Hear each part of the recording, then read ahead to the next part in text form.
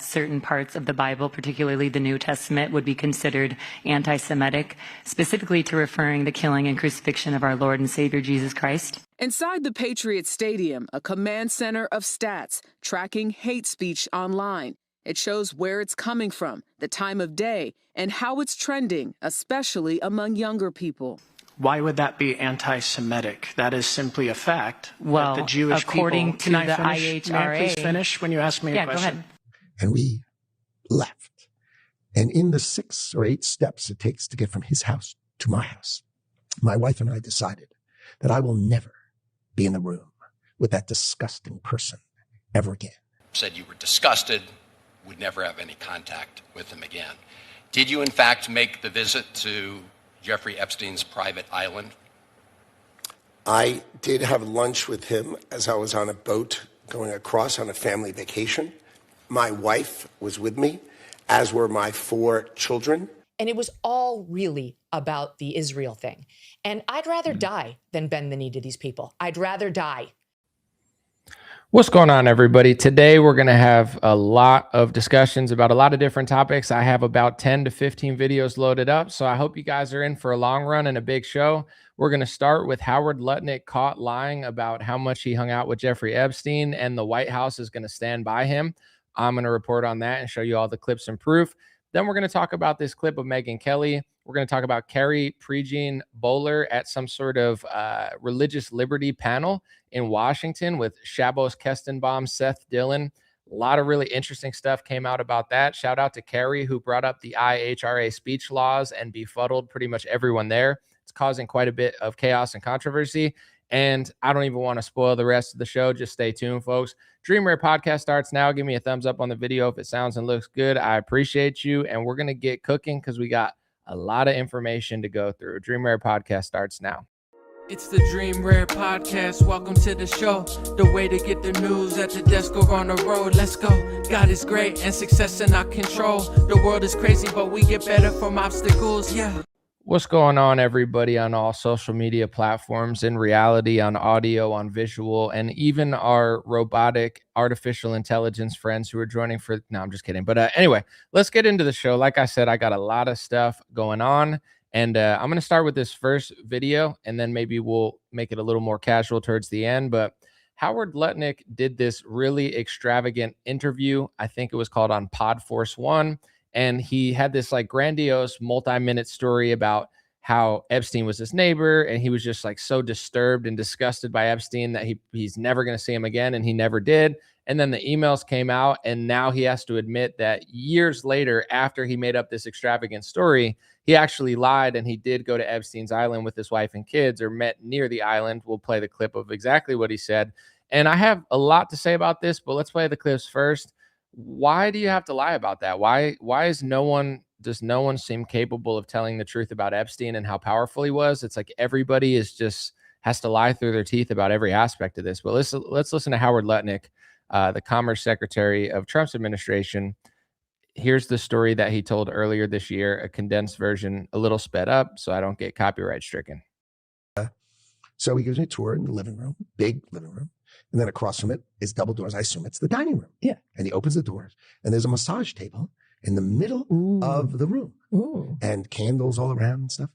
So I ask very insightful, cutting questions. I say to him, massage table in the middle of your house? How often do you have a massage? Howard Lutnick.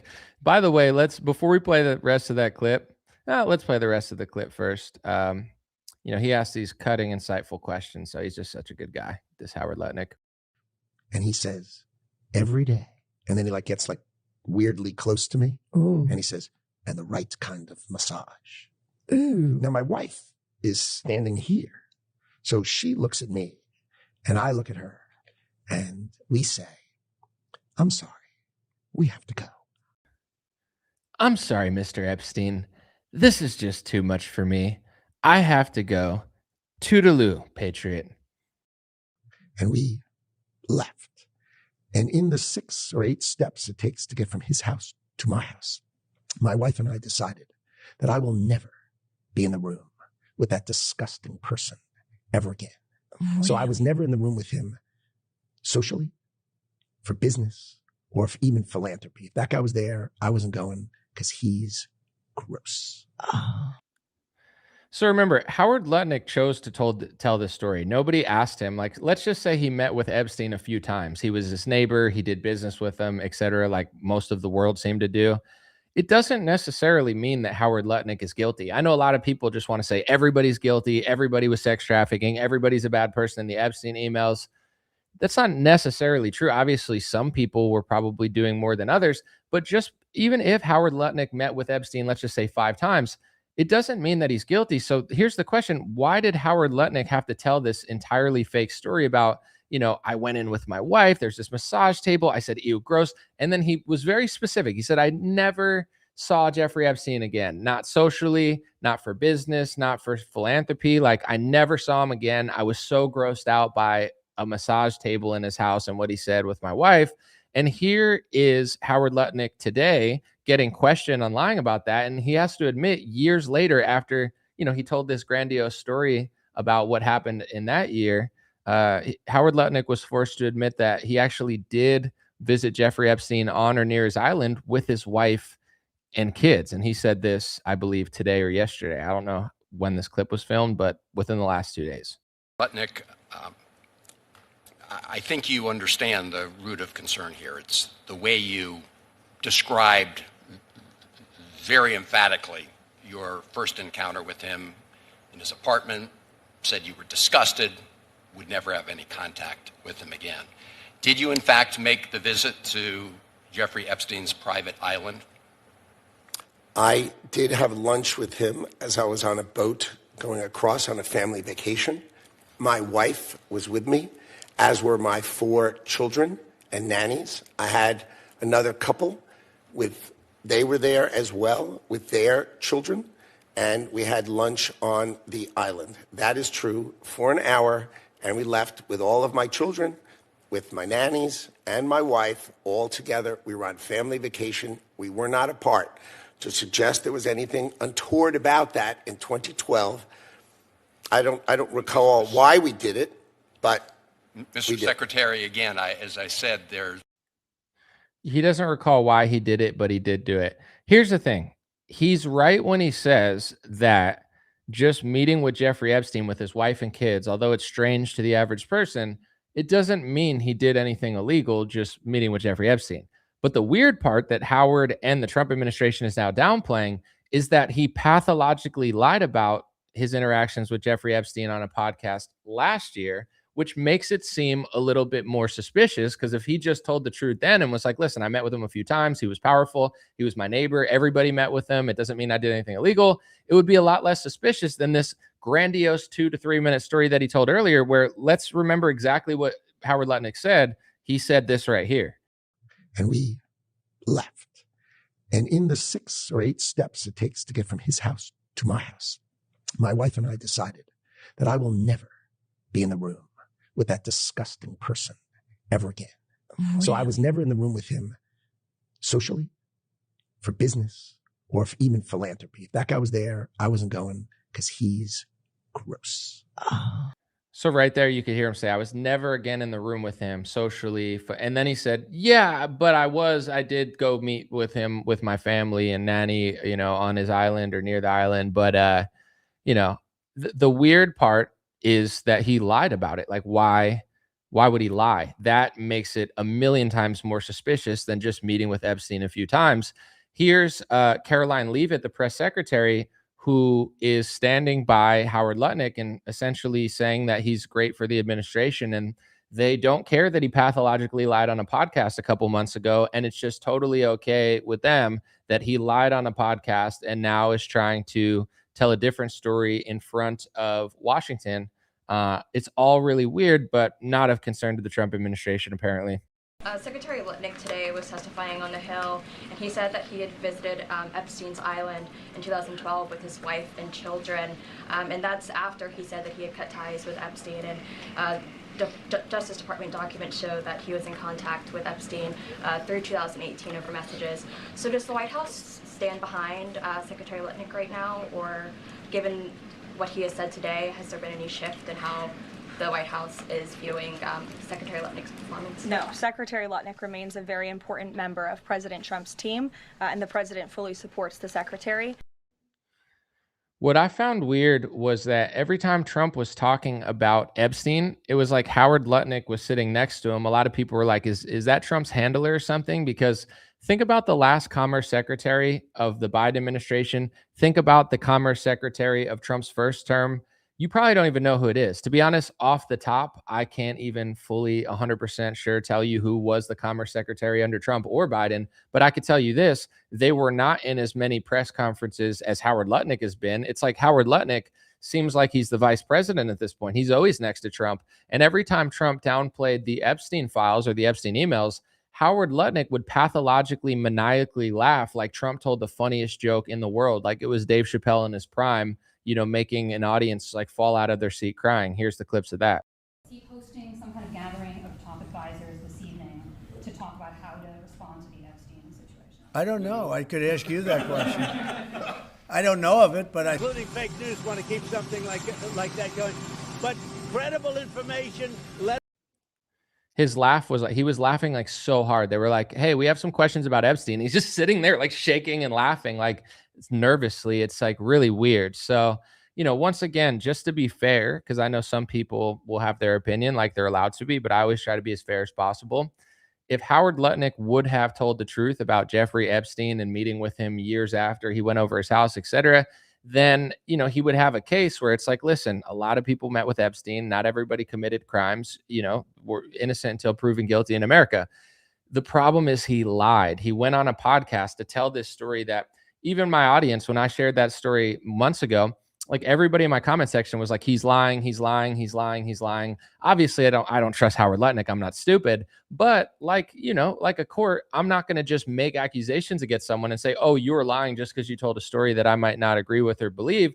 But everybody thought he was lying. And now it's just being proven that he is lying. So, like he's this 3-minute like horror tale of going to Jeffrey Epstein's house. I've never seen him again. And now he's admitting he saw him again. But this is what's going on in the country, I guess. Like, it doesn't really matter if you lie about this stuff or anything, really. Both sides kind of protect their own. And I want to play this Instagram reel that I made today, because this is probably one of the most fascinating angles to the Epstein emails, at least that's provable, because there's a lot of stuff that is not fully provable yet, but people are trying to connect dots and, figure things out, because obviously Epstein was doing some stuff. Everyone knows that. I mean, he was convicted of some things, but most of us think that he was doing even more than he was convicted of. But besides that, the fact that he was clearly a power level above most politicians, a power level above world leaders and billionaires, like he clearly had more influence and power than all these people.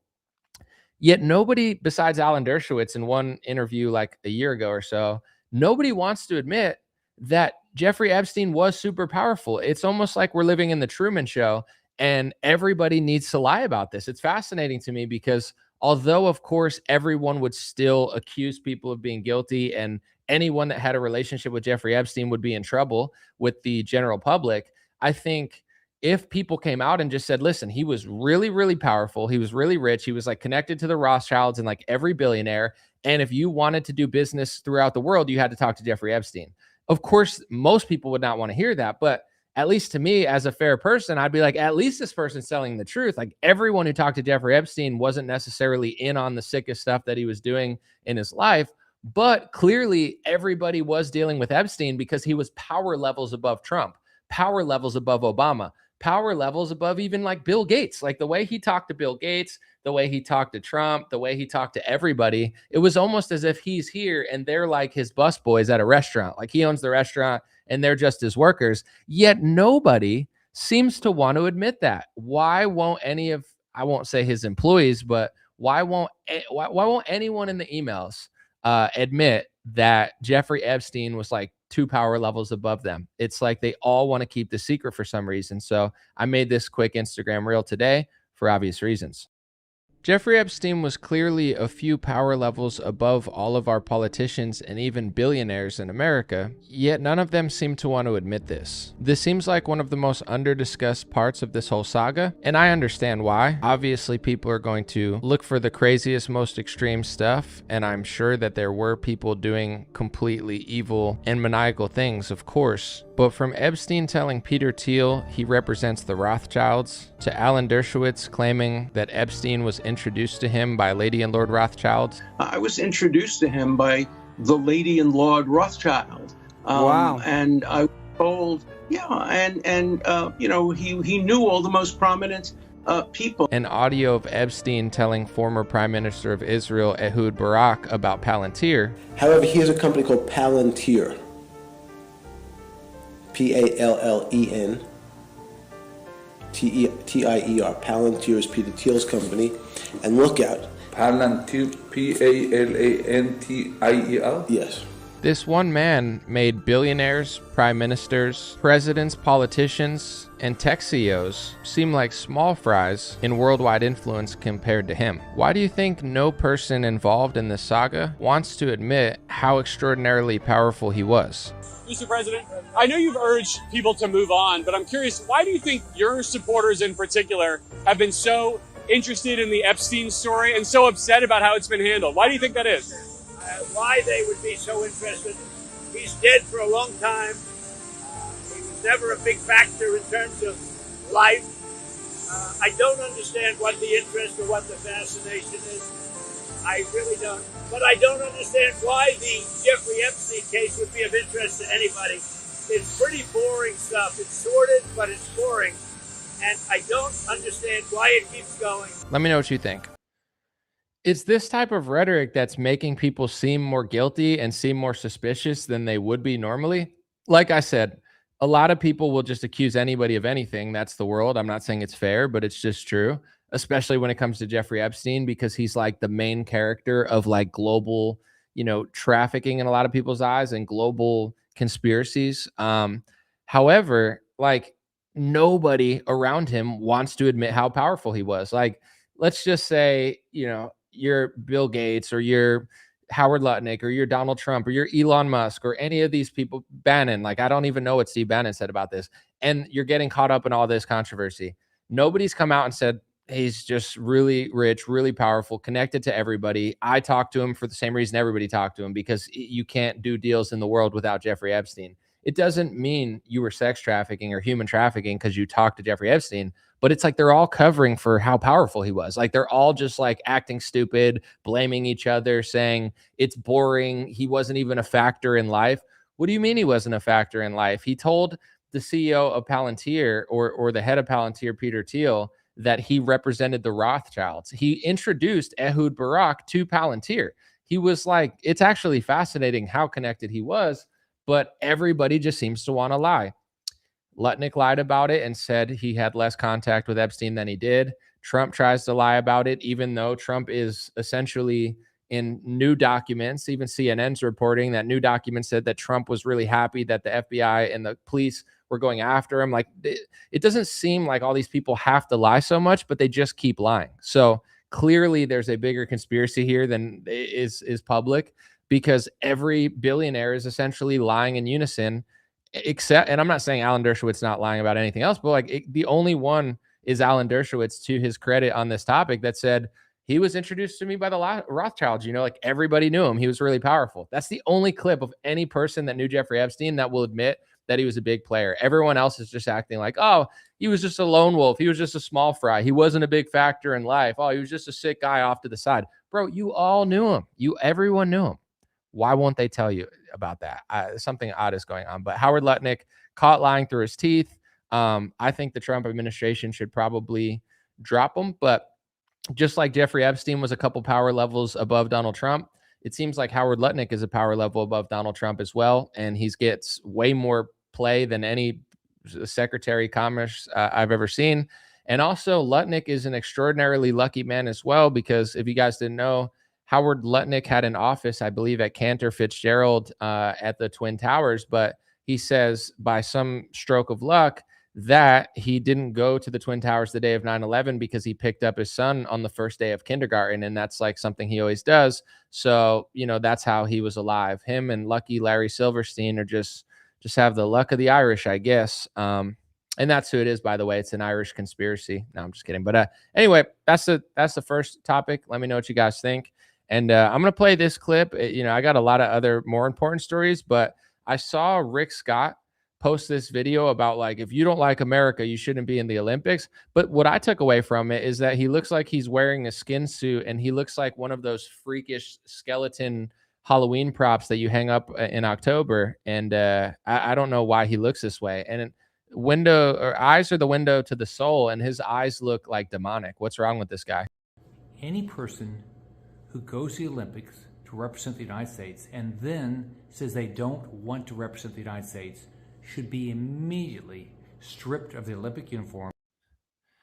Obviously, his face looks like freakish, but really it's in his eyes. Like, eyes are the window to the soul. If I was ever at some networking event and Rick Scott came up to me and started talking to me and looked at me with those demonic, evil, like satanic eyes, I would immediately just be like, yo, I can't wait till this guy stops talking to me. I'm never going to text this guy. Like, this guy, just look into his eyes real quick, but don't look too hard because it's like staring into hell.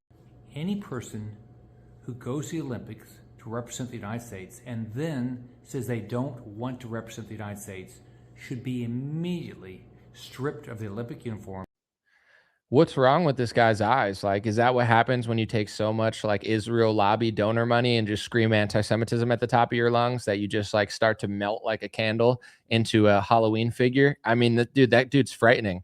And this is like a great example too, where when you talk to really simplistic people, like obviously left wingers are like dumb about most topics, but if you talk to like simplistic Republicans, they'll be like, it's us versus the left. And then they'll put somebody like this on a turning point stage, like Rick Scott. It's Rick Scott or the Democrats. It's like, I guess I'm going to sit this one out because, dude, I wouldn't hang out with Rick Scott if you paid me $10,000. This dude's a freak. So if it's this versus the left, then maybe people should stop voting because this is like disturbing. Like, honestly, if he just hung out in your yard, it would be way scarier than any costume or prop that anybody had. Like, this dude is like a Halloween freak. Any person who goes to the Olympics to represent the United States and then says they don't want to represent the United States should be immediately stripped of the Olympic uniform. Dude, honestly, I would take like a liberal that doesn't like America that competes in the Olympics over that ghoulish looking like, sellout. He's such a ghoul. It's creepy. It's like, dude, if you want to convert people to the other side, just show Rick Scott's wicked face. It's weird. Anyway, let's get on to an actual story now that we had some fun with that. I want to play this clip of Megyn Kelly because she went on Piers Morgan's show, and I chopped it into a few clips so I don't get the copyright strike. But Piers Morgan essentially started to condemn her, like, well, why won't you distance yourself from Candace, or why won't you call out Candace Owens? And I thought that, to her credit, obviously, I don't always agree with what Megyn says. And, sometimes she says things that I think is wrong. And I'm not trying to be like passive aggressive and be like, I condemn Megyn Kelly. I'm just saying, like, we're different people, but I like to give credit when it's due. And a lot of times people let Piers Morgan get away with just being weird. Like, he always has something to say to you, but nobody ever turns the table on Piers Morgan because he always has this like holier than thou, like, I'm going to make you feel small and like you did something wrong. It's like, ew, Piers Morgan, you blocked me on Twitter. If you could hear this, Piers, you blocked me on Twitter during COVID because you were pathologically lying for the pharmaceutical industry and the government. And I called you out for the disgusting demon that you are. And you blocked me, and that's okay. I don't care that much. It's not like high school where I'm like mad that you won't let me sit at your table. I know I'll never get invited to your stupid show where you just monetize people fighting. It's like, here's an anti-Israel and a pro-Israel person. Rock'em sock'em robots for me so then I could just make, money off your argument. That's all Piers Morgan does. He's like a talentless hack who just like plays both sides for money. But anyway, Piers Morgan, he's always trying to make everyone feel like garbage. Megyn Kelly spins it on him perfectly and tells him the truth. So shout out to Megyn Kelly for this. Let's play the 4 clips. I've criticized Candace many times over the years. We've had many public fights over the years. But isn't it interesting that you will, quote, platform Candace? She hasn't been on my show in several years, but I get all the hard time. Why am I getting that? You're the one, quote, platforming Candace Owens. She and I don't have that kind of relationship. I love that framing of it because, I don't have the question that Piers Morgan asked loaded up right now, but he was trying to frame it as like, why won't you do more to shut up Meg Candace Owens? And she was like, you platform Candace Owens more than I do. It's like, why do I have to say something? Why don't you? And you look at Piers Morgan's smug, stupid face, and he's like, yeah, all right, you're right. You got me there. It's like, no, why does nobody ever shove it back in his face when he does it to them like that? Good job, Megyn Kelly. Way to reframe it accurately and call it like you see it. Candace took a bunch of crap because she was very anti-Israel in the Gaza war. And it became a thing where you had to say she was terrible in her positioning. And then after Charlie died, she started questioning whether Israel had any role in it. And that's when they really tried to amp up the pressure on me to condemn her. I mean, also accurate. Obviously, Candace has had like a lot of controversies in her lifetime, especially over the last year. But I do believe for sure when people started speaking out against Candace the hardest and saying that everyone had to condemn her was when she started speaking out about the Israel lobby. That's when, her time at Daily Wire was over. That's when she was called an anti-Semite. That's when everyone had pressure to like say something about it. The Charlie stuff and the way she chose to kind of like report and investigate that created like a new situation. But I do agree with Megyn that was kind of the start of it, was more Candace calling out the Israel lobby years prior. And I refused because Charlie was starting to have serious questions about Israel, not just its role in the Gaza war, but its influence on American politicians, something he and I spent hours and hours discussing.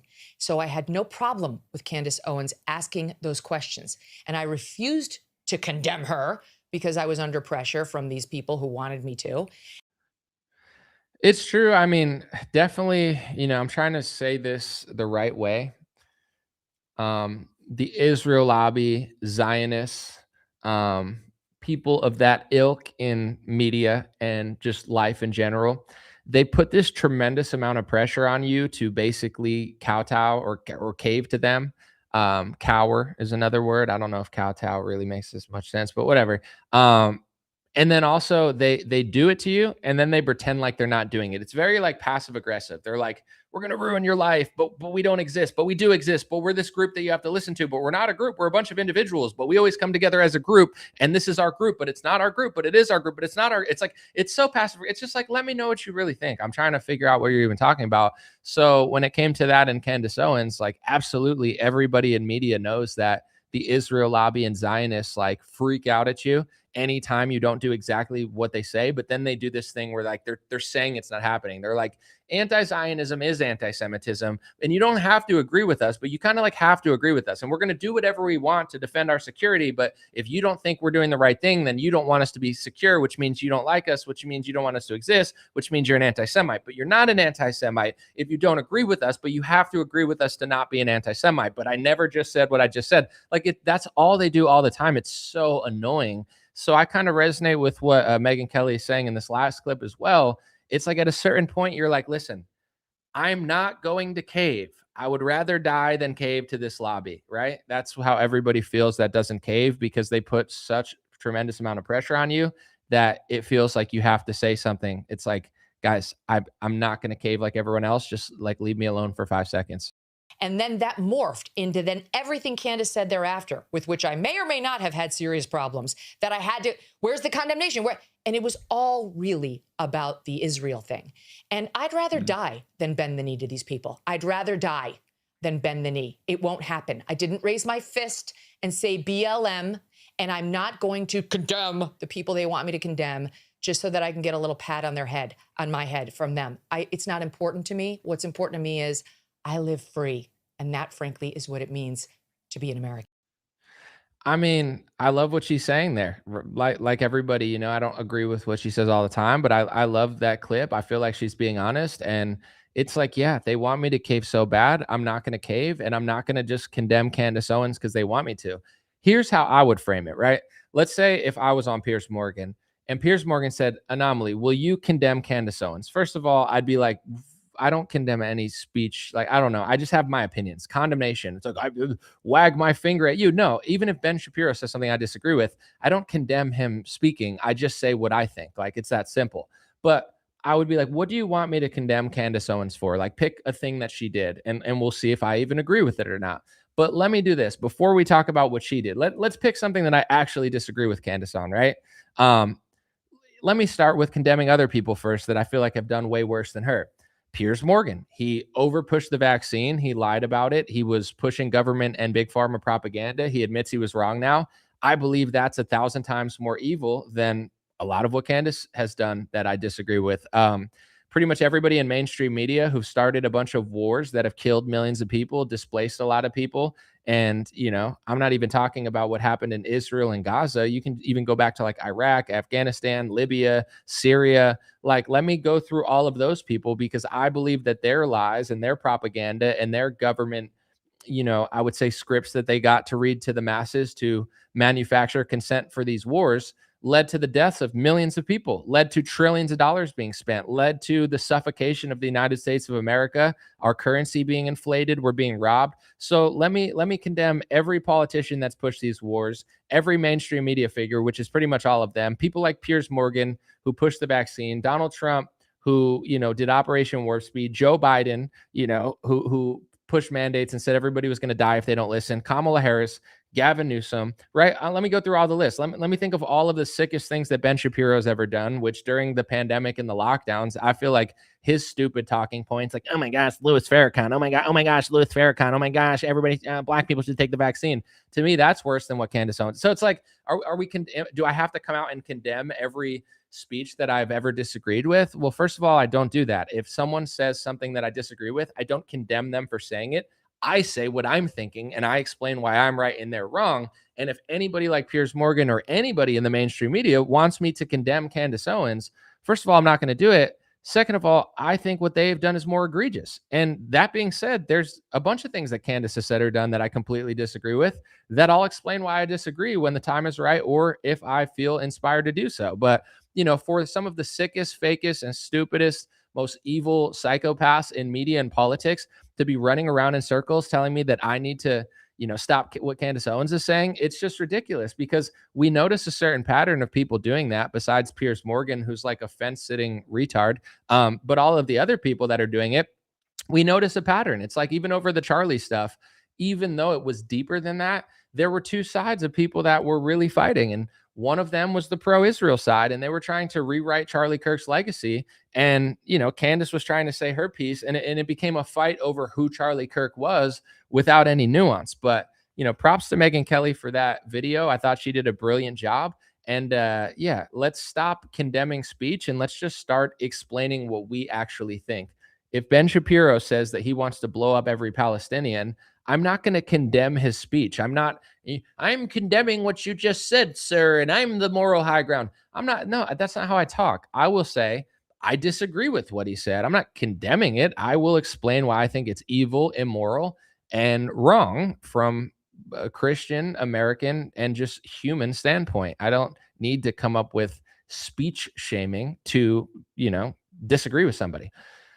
Here's the next clip I want to play, and then I'm going to get into a lot of other interesting stuff. Carrie Prejean Bowler did a brilliant job in front of some sort of religious panel, and I'm sure that she's going to be harassed by Zionists, the pro-Israel crowd, and the group that doesn't exist but does exist, that doesn't exist, that does exist, that doesn't exist, that has to exist but doesn't exist, but you can't talk about it, but you can talk about it, but you need to talk about it, but you shouldn't talk about it. That group, we'll talk about that after, but first we're going to talk about Seth Dillon, because I believe he was asked a question at that panel about this Hamptons meeting with Charlie Kirk about Israel. And listen to Seth Dillon's response because it's very, it's very blankish. I don't want to say what it is because then I'm anti-Semitic, but it's very blankish because he's doing what a lot of the Zionists do and a lot of these people do, which is like they're always like, oh, I disagree with what Charlie said, but I also agree with what he said, but I disagree, but I agree, but like, I don't agree with what he said. But then he goes on to say how he kind of like did agree with what Charlie said. It's like very sneaky. But anyway, can't say they're sneaky because that's hate speech, even though Seth Dillon is extraordinarily sneaky. Here's a clip of Seth Dillon saying what they talked about at the Hamptons with Charlie, and how Charlie was saying he was being harassed as an anti-Semite for standing against the Israel lobby, with which Seth Dillon simultaneously agreed and disagreed with somehow. He's got to play every side of the argument and just confuse you.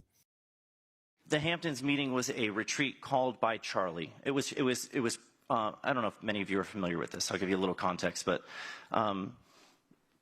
there was a claim that was made that an intervention was staged with Charlie, where people pulled him into a room in a very aggressive manner, pressured and blackmailed him because they felt like he was straying away from his support for Israel. That was the claim. The Hamptons retreat, and that was the Hamptons retreat was characterized that way. It was not like that. There were about 30 people there, handpicked and invited by Charlie personally. He brought us there. He stood at the front of the room with a microphone throughout the thing. The theme of it was Save the West. His primary focus was on the threat of Islam, the problem of Islam. There was heated and spirited debate about the issue of Israel in the room, but it was debate that Charlie himself initiated, and he wanted to hear different perspectives on it. And so we voiced a lot of our perspectives. One of the things that I disagreed with him on was he said that, you know, if you're not sufficiently supportive of Israel, it can be really ruinous for you in a position like his. If you criticize Israel at all, they'll try to, you know, denigrate you and destroy you and call you names, call you anti-Semitic, etc. And it can ruin you. And I said, you know, yeah, certainly that's true, but it can also be very costly to stand up to those people. See, do you see what I was saying now? He admitted that he agreed with Charlie at the end, but he said he disagreed. Like, this is what they always do. It's so obnoxious. It's so passive aggressive. It's so sneaky. He's like, you know, the one thing I disagreed with Charlie on is Charlie said if you stand up to them, that they'll call you an anti-Semite and try to ruin your career. And I said, yes, that's true. But also this, it's like, can you just give a straight answer ever? Can you guys ever just be honest? Can you stop crying about hate speech all the time and just admit that you're obnoxious, you know, personally? And also sometimes when you organize and then when people notice you're being obnoxious, you just cry hate speech. It's like, how can you simultaneously agree and disagree with Charlie Kirk? It doesn't make sense. Like, Charlie was like, hey, I'm getting destroyed for standing up to the Israel lobby and I'm being called an anti-Semite. And he's like, well, I disagree, but you're right. But I disagree, but you're right. But it's like, bro, just admit Charlie Kirk was right, because he was right. And you just admitted he was right while saying he was wrong. It's like never ends. But anyway, here's a compilation that I made a while ago that I always try to play in memory of Charlie Kirk, because it's important to understand that while Zionists and anti-Zionists fight over Charlie Kirk's legacy, and the pro-Israel and skeptical of Israel crowd fight over Charlie Kirk's legacy, his legacy was nuanced. But what does seem to be provably true is that this is just how aggressive and obnoxious and just completely over the top a lot of the Israel lobby is it doesn't matter how much you support Israel. Like, Charlie Kirk was one of the top 5 Gentile Zionists, non-Jewish Zionists that I've ever seen in my life. He did more for Israel than anybody I've ever seen. He organized for Israel. He took lobbying money for Israel. He pushed talking points for Israel that he didn't even necessarily believe. Like, he did so much for Israel his entire life. Yet in the last year that he spent on earth, he was visibly flustered because the Israel lobby and his donor friends were viciously smearing him as an anti-Semite, because Charlie would cave 90 to 95%, but they wanted him to cave 100%. And the second that he wasn't their perfect little puppet anymore, they started freaking out at Charlie. And then someone like Seth Dillon will sit there and be like, I disagree, when Charlie said what was going on with him. What's there to disagree with? It is true, not just to Charlie Kirk, but with everyone.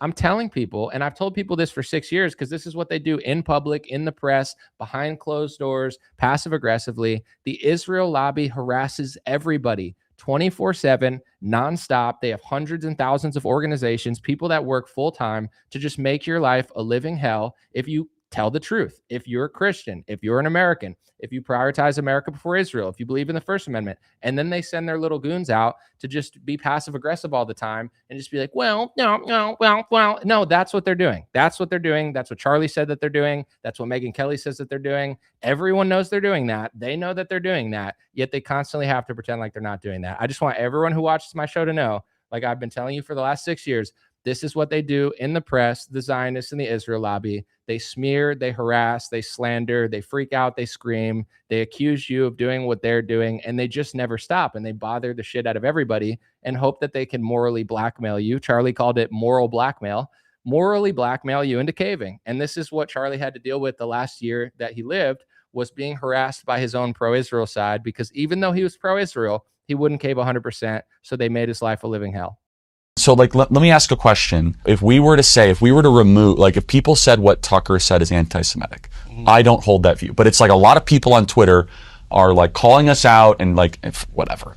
That's not going to happen.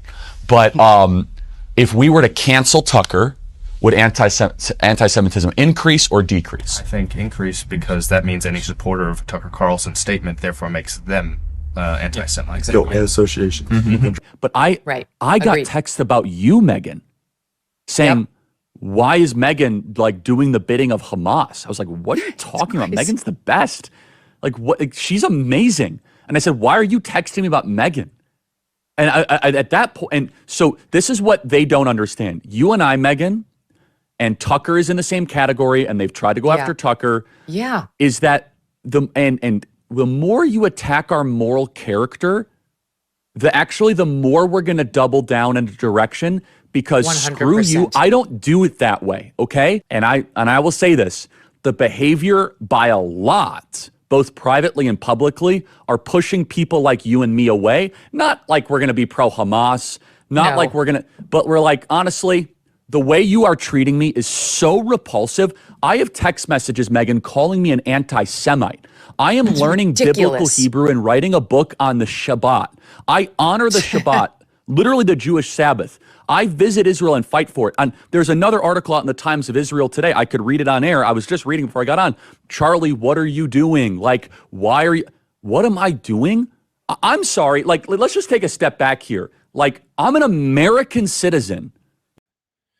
So Charlie Kirk was vowing to double down against that side because they were harassing him, calling him anti-Semitic, morally blackmailing him, as he called it, and smearing his character 24/7.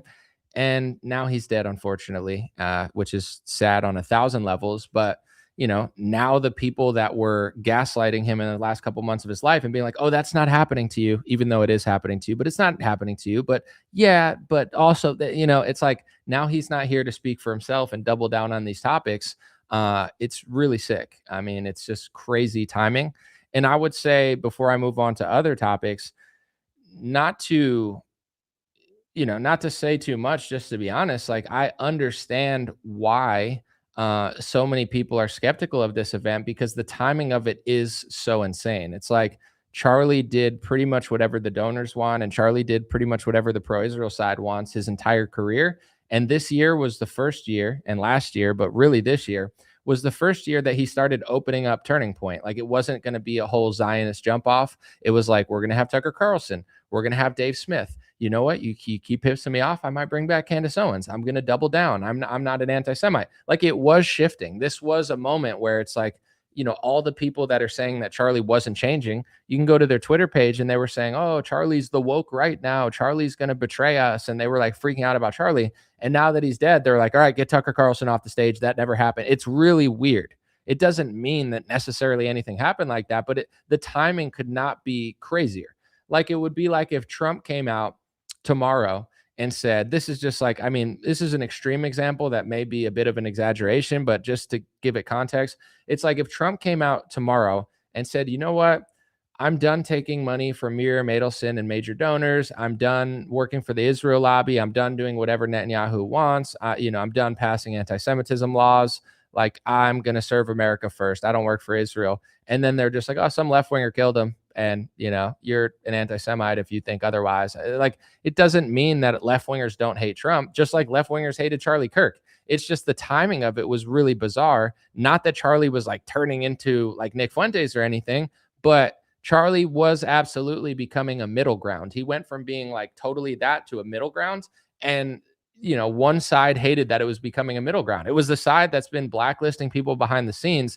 And I won't even name names because I don't really want to be petty right now. Plus, I'm not a dramatic person, but I know people that people will be like, oh, he's so cool. He's so this, he's so free speech, whatever. Like, I know they've personally gone behind the scenes and said, hey, don't have Anomaly on the podcast. He's an anti-Semite. Oh, don't talk to him. Don't talk to that. They would just never tell you that publicly, because publicly they would be like, oh, wait, why are you doing that? They all do that. Not literally every single person, but it's like they try to blacklist people behind the scenes, because if they did it publicly, you would think they were cowards and liars. So they do it behind the scenes, and they've socially and financially pressured people for years. But now that it's become like a public narrative, it's not easy to do behind the scenes like it was in 2019 and 2020. So now you're seeing a little bit more transparency on this topic. And a lot of people, what they're doing does not line up with the morals that they claim.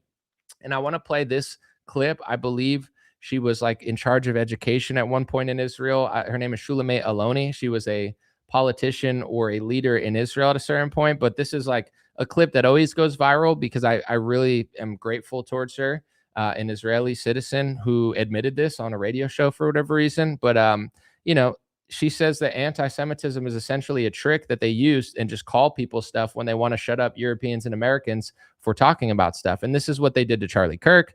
This is what they do to Candace Owens. This is what they've done to me for 6 years. People just don't see it. This is how they harass Megyn Kelly. They morally blackmail everybody in politics and say, either you're on our side or we're going to make your life a living hell. We're going to lie about you. We're going to cry racism. We're going to cry hate speech. This is what they do to everybody. But at least this lady admitted it, so everybody knows, it's not just us saying it. Often when there is dissent expressed in the United States against policies of the Israeli government, people here are called anti-Semitic. What is your response to that as an Israeli Jew? Well, it's a trick. We always use it. When from Europe somebody is criticizing Israel, then we bring up the Holocaust. When in this country people are criticizing Israel, then they are anti-Semitic.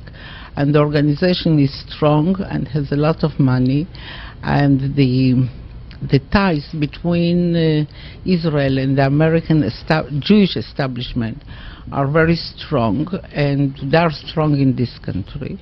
As you know, they have power, which it's okay. They are talented people, and they have power, money, and media, and other things. And their attitude is Israel, my country, right or wrong, the identification.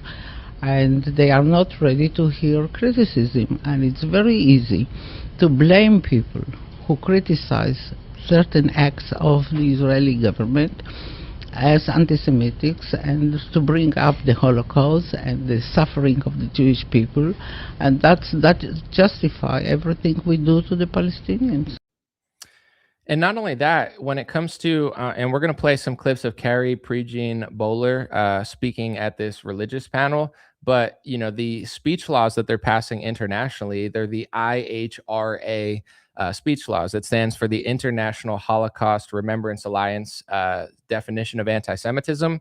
And in certain countries, it's legally binding, which means you could be arrested or jailed or put on trial for, offending these International Holocaust Remembrance Alliance speech rules, which goes way beyond just that event. Like, it talks about a lot of stuff. But besides that, in America, it's not legally binding because we have the First Amendment. So because it's not legally binding, they're trying to jam it into states. They're trying to jam it into littering laws. They're trying to say that if you're here in college, you don't have the First Amendment. So, you could have the First Amendment on other topics, but if you criticize Israel in a paper, we could send you back, because in order to live in the United States of Epstein, apparently you have to, you have to just worship Israel now to live in the United States of Epstein. And by the way, if Epstein and Ghislaine Maxwell were gallivanting around doing whatever they were doing, you would be considered an anti-Semite for calling them out, because the IHRA rules protect, pretty much a lot of the people in the emails. Like when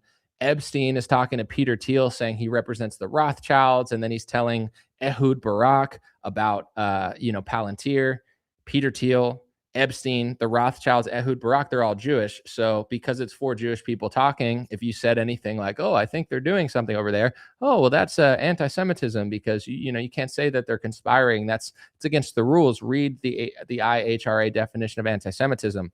There's politicians being put on trial in Argentina as we speak, or it happened last year, over breaking one of these rules. So these are being passed into America, but they're just not fully enforceable on citizens yet, but they're desperately trying. So I'm really grateful that Prejean Bowler went in front of, I don't think it was Congress per se, but it was in Washington at one of these official on the record events. I think it was some sort of anti-Semitism and religious panel.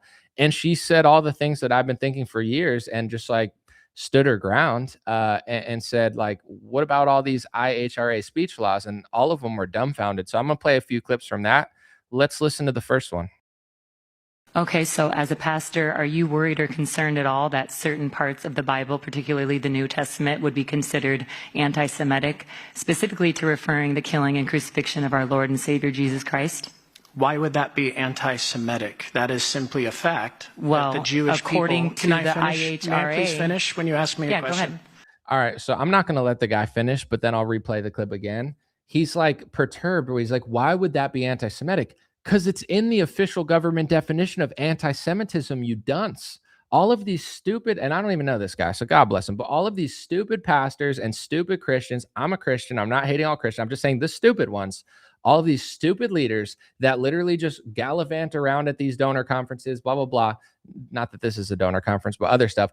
And then they just act stupid. And they're like, why would saying they killed Jesus be anti-Semitic? Because it's in the official definition of anti-Semitism, and that's on the State Department website. The international definition that's being adopted in France, in Argentina, in Australia, in Canada, in New York City, in Florida, in Georgia, in Alabama, in America, through executive order for college campuses, being put like this exact government definition that's literally being passed into bills, executive orders, and laws. It says in the definition of anti-Semitism that classic examples of anti-Semitism, including saying Jews killed Jesus. So it's like these stupid Zionist pastors will be like, oh, why would that be anti-Semitic? It's like, because it's in the law. And in certain areas of the world, you could be arrested for breaking these laws. And they're trying to figure out how to pervert America and weasel their way around the First Amendment in order to prosecute people for saying this stuff. So it's in the official definition. Go to the State Department website. It's like, I'm sorry that I interrupted this doofus, but, and I don't even know him. I mean, we'll hear what he says, but it's like, why would that be anti-Semitism? It's not. It's in the speech definition. It's 6 years. I'm sorry that I'm so passionate about this, but it's been 6 years I've been talking about this, and stupid fake Christian Zionists will be like, oh, you're an anti-Semite. You're anti-Semitic. It's anti-Semitic. It's anti-Semitic. Read the definition of anti-Semitism, doofus. It's anti-Christian. The definition of anti-Semitism is anti-Christian, anti-American, anti-human, anti-free speech. Read the definition. All it does is stop you from talking about George Soros, Jeffrey Epstein, Palantir, pretty much most CEOs. It's like, oh, I want to talk about George Soros. Read how many times that Jewish organizations have cried anti-Semitism when people talk about George Soros conspiracies. I can count at least 10 in my head that are on their website writing articles about all the anti-Semites who want to talk about George Soros. Because if you read the definition of anti-Semitism, Trump breaks it every week. You break it every time you want to talk about George Soros. It's like, what? Why would the Bible be anti-Semitism? Because they're passing laws in the United States of America and bills and executive orders with a definition of anti-Semitism that makes the Bible anti-Semitic. And I've been saying it for 6 years. So thank God certain people like Carrie have been listening. Not necessarily to me. I don't know where she heard this, but it's definitely from people that have known this, because, you know, this has been common knowledge to a lot of people. But anyway, let's listen. Okay, so as a pastor, are you worried or concerned at all that certain parts of the Bible, particularly the New Testament, would be considered anti-Semitic, specifically to referring the killing and crucifixion of our Lord and Savior Jesus Christ? Why would that be anti-Semitic? That is simply a fact. Well, that the Jewish according people, to the IHRA. May I please finish when you ask me a question? Yeah, go ahead. When Jesus was crucified, it was most definitely at the hand of the Jews and of the Romans. That would be considered anti-Semitism under IHRA. Are you aware of that?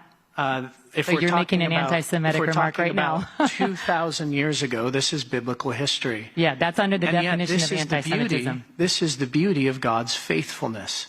is he made a covenant with Abraham, and God is not a man that he would lie. And so when he blesses a people, that blessing continues eternally. Well, that's your theological perspective. That's not for 2,000 years the belief of the Catholic Church. And I think you should remain quiet and respect this hearing. No outcry from the audience, please. Carrie, I think we've had this discussion. I did invite it. It's my fault. I apologize. No, I'm glad you did. Thank you. Yeah. I appreciate it. And I'm from San Diego. I live there. And we should get coffee. I would like that. Yeah. Do you surf? No, I don't. Okay, well, I'll take you surfing then. Okay. Thank you. For the record, the Holy See established formal diplomatic relations with Israel in 1993. Agreements between the two explicitly recognize each other's legitimate roles as state and church authorities. For example, the Holy See and Israel jointly affirmed each other's rights to operate and protect their communities and institutions, just for the record. Panel, thank you. Thank you very much. And they also condemn the genocide in Gaza. Thank you, panel. Thank you very much. This is why nobody wants to have this conversation or debate, because they lose. Like, you can't win a debate when you don't know anything. Like Carrie Prejean Bowler, or I'll just call her Carrie Bowler for now, but it's easier. But she's like, do you realize that part of the Bible is considered anti-Semitism based off of the IRHA definition of anti-Semitism? And the guy goes, well, that's not anti-Semitism. That's in the Bible. That Zionist pastor said that. And she's like, but that's in the definition of anti-Semitism. It's a official international definition that's been adopted by dozens of countries, including the United States of America. It's been passed into the legislation in over half of the states in the United States of America as a non-binding definition of anti-Semitism for the state to use in legislation and to harass schools over and to manipulate their way around the First Amendment to, morally blackmail or financially blackmail as many people as they can. It's like, if you don't rig your school for anti-Semitism, we're going to take away your money. Oh, but we're not enforcing it, but we have the First Amendment, but you really don't, but you kind of do. It's like they're passive aggressively trying to enforce it. But that Zionist pastor doesn't even realize it's in the definition. These Zionist pastors are so used to just calling people anti-Semite, anti-Semite, anti-Semite, anti-Semite. They don't even realize that they are anti-Semites. He goes, well, that's been the truth for 2,000 years. If you listen to a lot of the rabbis and a lot of the Jewish leaders that are pushing for this legislation, that are pushing for this definition of anti-Semitism, they constantly reference thousands of years ago as the origination of anti-Semitism, the origin rather. And they'll say, well, thousands of years ago, Jesus was killed and there were Christians that wanted Jews to convert to Christianity, and those were the first anti-Semites. So, like, do these Zionist Christian pastors really not know that Christians are the original anti-Semites, that the original Christ followers, that his disciples were the original anti-Semites in their eyes, and they're passing these speech laws as a way to get retribution against the people that wanted them to convert to Christianity? Do they not read the rules? It says classic examples of anti-Semitism, like Jews killing Jesus. Well, that's not anti-Semitism. That's in the Bible. It is anti-Semitism, though, according to the definition that the government goes by. And I'm sorry, Zionist pastor moron, that the official government definition of anti-Semitism that they're passing into legislation and arresting people around the world for violating, that's the definition that matters, not the stupid fake definition that's in your head that has no legal precedence. The one that they're passing is the one that matters. How long are Christian Zionist pastors going to play stupid on this topic? How long are Christian leaders going to play stupid on this topic? How long are conservative influencers and conservative journalists and broadcasters and puppets and pawns and all these idiots that you think are giving you the news? How long are they going to play stupid on it? Because I could at least count 7 years that they've been playing stupid. And I used to talk about this and get no views, and nobody knew what I was talking about, and nobody wanted to hear about it. And now it's mainstream conversation because it's the truth. And they're doing it sneakily, and they're doing it covertly, because everything that they do, they first do it. They first push legislation. They first say there's nothing going to happen with it. And then they move the Overton window further and further to the point where then it becomes a thing. Even with all of the pandemic stuff, it's like everybody thinks that Trump just got tricked by Fauci in 2020 and he's just a fool and he just made a mistake. That's what people think because that's what they want to think in order to continue to trust Trump.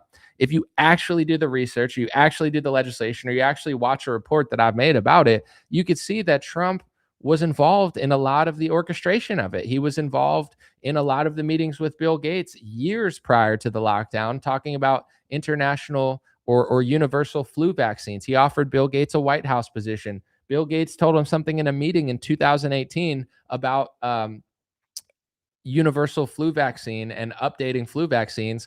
And in 2019, 6 months before the pandemic, Trump rolls out this executive order for modernizing influenza vaccines and talking about how the old model of just egg-based vaccines is not going to work for the future, and how they need to establish a task force, and how they need to bring together like 10 branches of government to do all this stuff like it's some sort of military operation. So when Trump talks about Operation Warp Speed and he's so proud because a lot of the orchestration, at least to some extent, was done years prior to the pandemic. And it, once again, it just so happened that it really fit in the same schedule. It just so happens that Event 209, what was it? Event 201, the pandemic simulation was eerily similar to the rollout. They prepared a response for these sort of things that, and you couldn't even talk about it on social media for years. They would like delete your video if you told people about this.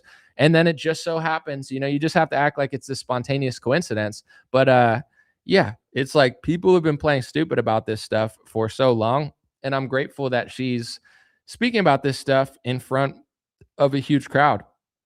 Let's watch another one. I believe this is her little debate with Shabos Kestenbaum, who is some sort of like Jewish Democrat turned Republican who is like invited to GOP speeches and stuff. And he's like some sort of Republican Zionist media darling now because he has this fairy tale story of like, I was a Democrat and now I'm a Republican, and Israel, Israel, Israel, anti-Semitism, anti-Semitism, anti-Semitism, Israel, anti-Semitism. Oh, don't be an anti-Semite. It's like, we get it. You know, all of these Democrats who are Zionists are now Republicans because they realize that Trump is like the biggest Israeli puppet of all time. And now they're so conservative and they get to yell anti-Semitism at everybody. It's like, cool, bro. Like, I'm glad you're like the chosen puppet of the GOP to cry about anti-Semitism all the time, even though you were a Democrat a couple years ago. Really cool. Like, did the lockdowns not make you want to be a Republican? Did the open borders for 4 years not make you want to be a Republican? Did Mayorkas not make you want to be a Republican? None of these conservative things made you want to be a Republican, as hard as like the pro-Israel thing. Great. Congratulations. You know, that's awesome. We really need another representative of Israel and anti-Semitism on the right. Thanks for joining. God bless you. But here's their little scuffle, verbal scuffle, not literally.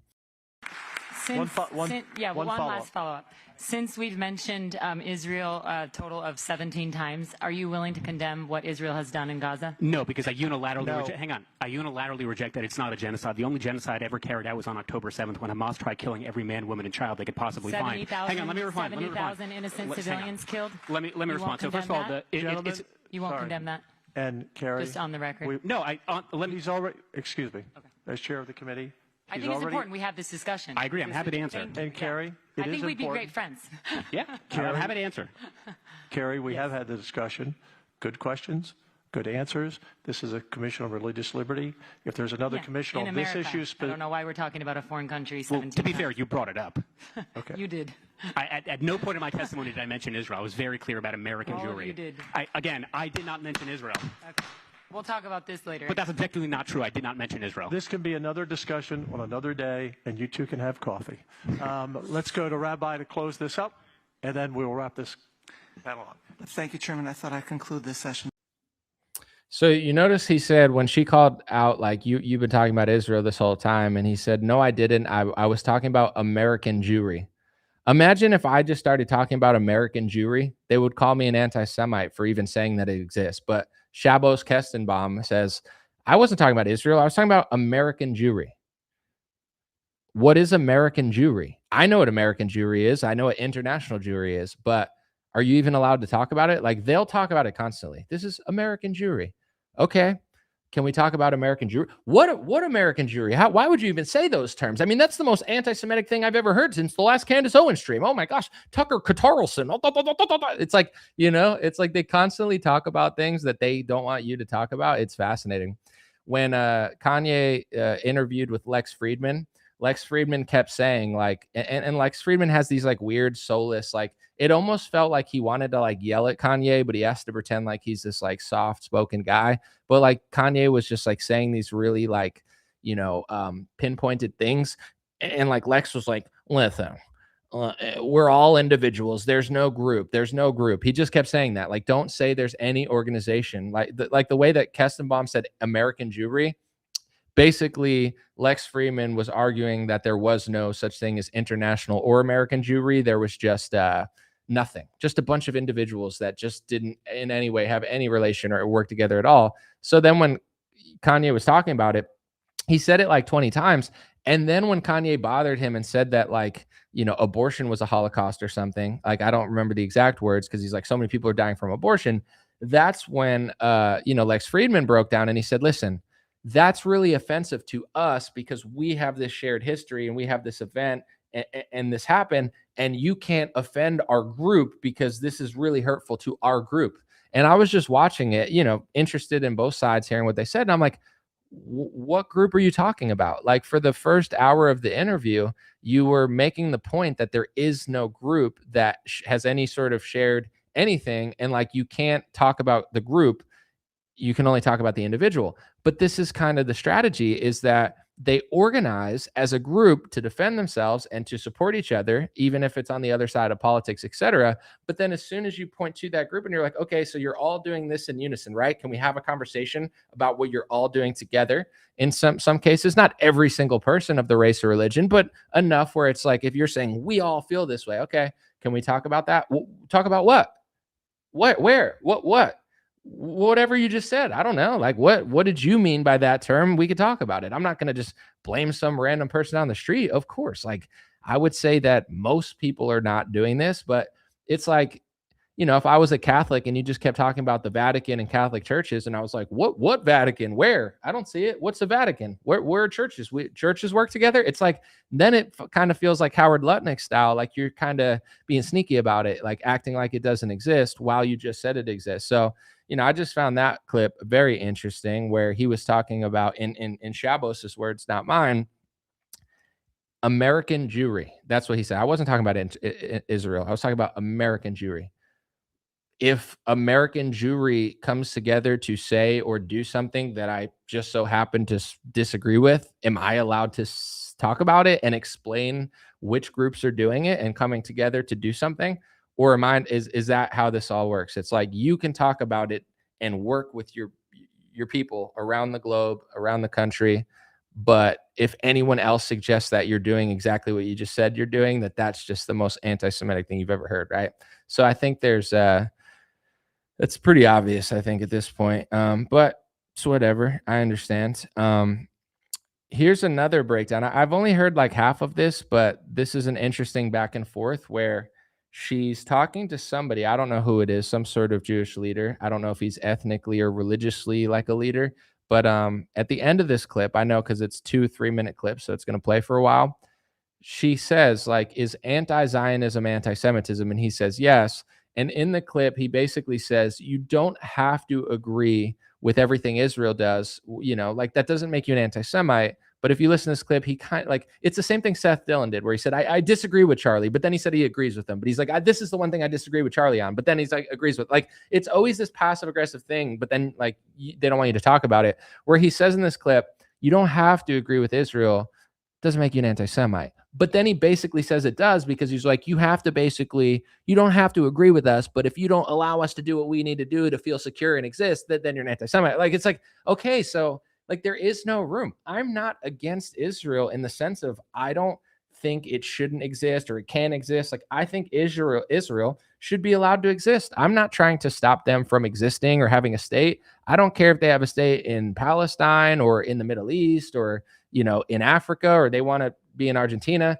Obviously, I might have my opinion if I think it's good for the world or my country, but I'm not Genghis Khan. I'm not Kim Jong-un. I'm not Trump. I'm not Caesar. I don't get to decide like who has what, I'm not that important. So I'm a low level person. I can't tell what country takes what, but I can have a perspective on it. But when it comes to Israel, it's like, you really can't. They say that you can disagree with them, but you can't, because if you point out their speech laws being passed in America, they still come after you. If you say you can exist, but I don't like that you're killing women and children, they call it blood libel. If you say, I don't mind if you defend yourself, but I don't think the way you're doing it is good for us, and also I don't think it's good for you, they don't care. So it's like, listen to this clip and tell me you don't understand what I'm talking about. Thank you. Mr. Frankel, this is for you. You described very painful experiences at UCLA, and I take that very serious. At the same time, many of the students who I've spoken to personally who created those encampments say that they were protesting the killing of tens of thousands of Palestinian civilians in Gaza and their university's financial ties to that war. So I need to ask you, in a country built on religious liberty in the First Amendment, do you believe someone can stand firmly against anti-Semitism, including what you experienced, and at the same time condemn the mass killing of Palestinians in Gaza, or reject political Zionism, or not support the political state of Israel? Or do you believe that speaking out about what many Americans view as genocide in Gaza should be treated as anti-Semitic? Because in my view, the United States cannot and must not make loyalty to a particular theology about Israel a litmus test for protected speech or moral legitimacy. Charlie Kirk said that Jew hate is brain rot. Some people don't have brains. I'm not going to assist them in setting a double standard for the Israeli government and the Jewish people as they fight to defend themselves. These were students calling for intifada within days after October 7th, before Israel had even entered Gaza. So it's not about them and their using Palestinian civilian death, which is horrendous and horrible. They're using it as a prop, and it doesn't matter. My religious beliefs are violated. You don't get to block me because I'm Zionist and a Jew. You want to protest Israel? Great, 100% go ahead and do it. But the university let them wear masks, even though there's a mask ban. They violated all time, place, and manner restrictions, amplified sounds. It went on for years. They kept doing this time after time again. And that's what the judge saw and said, that's not okay. They can protest, they can't block Jews, and you can't assist them in doing it. I'm really grateful that we're having this discussion because I think this is a topic that is really affecting so many Americans. Rabbi Shapiro, he's based in New York. I invited him here today, but he's not here today. He says, and I would love your opinion on this, American Jews are increasingly treated as less fully American, our loyalty questioned, our belonging made conditional, because Zionist ideology falsely claims Israel is the nation state of Jews everywhere, and that every Jew is nationally tied to it. He says, this framing is anti-Semitic at its core and collective guilt for actions we neither chose nor control. No other foreign country does this. No sovereign state claims to politically represent an entire worldwide group defined by religion or heritage and bind its members